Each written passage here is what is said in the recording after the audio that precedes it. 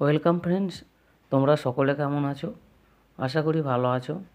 আজকে তোমাদের সিটেট এর প্রাইমারি এবং আপার প্রাইমারির পরিবেশবিদ্যা থেকে গুরুত্বপূর্ণ কিছু এমসিকিউ প্রশ্ন এবং তাদের উত্তর নিয়ে আলোচনা করব। তো চ্যানেলে নতুন হয়ে থাকলে চ্যানেলটিকে সাবস্ক্রাইব করে দিও এবং ভিডিওটি ভালো লাগলে লাইক শেয়ার এবং কমেন্ট করে দিও।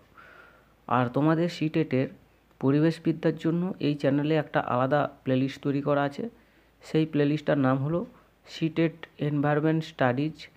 তো সেই প্লেলিস্টে গিয়ে তোমরা বাকি ভিডিওগুলো দেখে নেবে। এছাড়াও আরও অন্যান্য যেসব বিষয় আছে, যেমন Bangla pedagogy, child development and pedagogy, তো এদের উপরও আলাদা প্লেলিস্ট তৈরি করা আছে। তো তোমরা চ্যানেলে গিয়ে সেগুলো দেখে নেবে।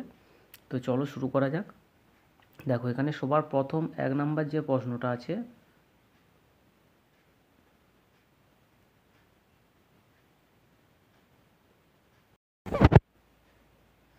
শিক্ষক শিক্ষার্থীর দক্ষতা অর্জনে যেভাবে সাহায্য করেন তা হলো অপশন এ পঠন পাঠনের দ্বারা, অপশন বি পঠন পাঠন ও অনুশীলন দ্বারা, অপশন সি পরিকল্পিত পঠন পাঠন চর্চা ও অনুশীলন দ্বারা, আর অপশন ডি হচ্ছে সবগুলোই ঠিক। তো শিক্ষক শিক্ষার্থীর দক্ষতা অর্জনে যেভাবে সাহায্য করে তা হলো অপশন সি পরিকল্পিত পঠন পাঠন চর্চা ও অনুশীলনের দ্বারা। 2 নম্বর প্রশ্ন, ফরম্যাটিভ অ্যাসেসমেন্ট হলো অপশন এ পাঠ চলাকালীন শিক্ষার্থীর অগ্রগতি, অপশন বি শিক্ষার্থীর শিখনের উন্নতি ও শিক্ষকের পাঠদানের উন্নতি ঘটানো, অপশন সি দৈনন্দিন অগ্রগতির পরিমাপ, আর অপশন ডি হচ্ছে উপরের সবগুলি। তো ফরম্যাটিভ অ্যাসেসমেন্ট হলো ফরম্যাটিভ, দেখো এই ফরম্যাটিভ অ্যাসেসমেন্ট হচ্ছে পাঠ চলাকালীন শিক্ষার্থীর অগ্রগতি, শিক্ষার্থীর শিখনের উন্নতি ও শিক্ষকের পাঠদানের উন্নতি ঘটানো, আর অপশন সি হচ্ছে দৈনন্দিন অগ্রগতির পরিমাপ। তো এই তিনটে অপশানই সঠিক।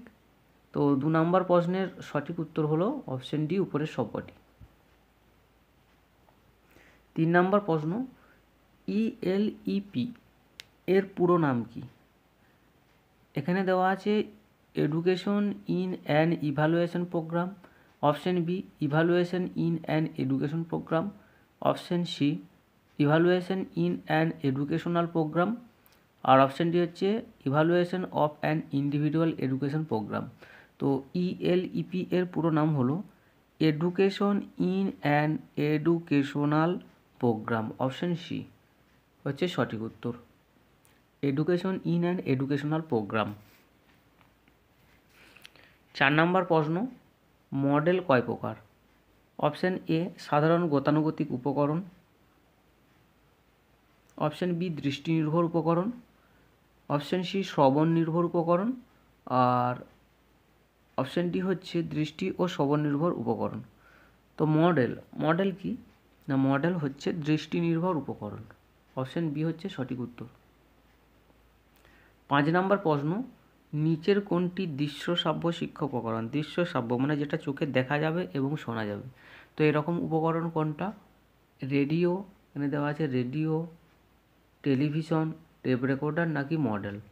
দেখো এখানে মডেল হচ্ছে শুধুমাত্র দৃষ্টিগ্রাহ্য, টেপ রেকর্ডার হচ্ছে শ্রবণগ্রাহ্য, রেডিও শ্রবণগ্রাহ্য, টেলিভিশন যেটা সেটা হচ্ছে কি দৃশ্য ও শ্রবণগ্রাহ্য, মানে একসাথে দেখা যাবে এবং শোনা যাবে। ঠিক আছে।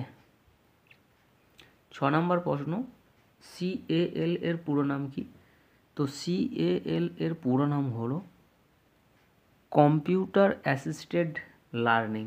Option a computer assisted learning, এটা হচ্ছে সঠিক উত্তর। 7 নম্বর প্রশ্ন, পাঠ্যক্রমের মনস্তাত্ত্বিক ভিত্তি পাঠ্যক্রম রচনাকারীকে প্রকৃতি বুঝতে সাহায্য করে, পাঠ্যসূচির, শিক্ষকের, শিক্ষার্থীর নাকি ধারণা? তো পাঠ্যক্রমের মনস্তাত্ত্বিক ভিত্তি পাঠ্যক্রম রচনাকারীকে প্রকৃতি বুঝতে সাহায্য করে, এটা হবে শিক্ষার্থীর, তবে শিক্ষার্থীর প্রকৃতি বুঝতে সাহায্য করে। 8 নম্বর প্রশ্ন, অভিক্ষাকে কয়টি ভাগে ভাগ করা হয়েছে? অভিক্ষাকে, তো অভিক্ষাকে 3টি ভাগে ভাগ করা হয়েছে। চলে যাব 9 নম্বর প্রশ্ন।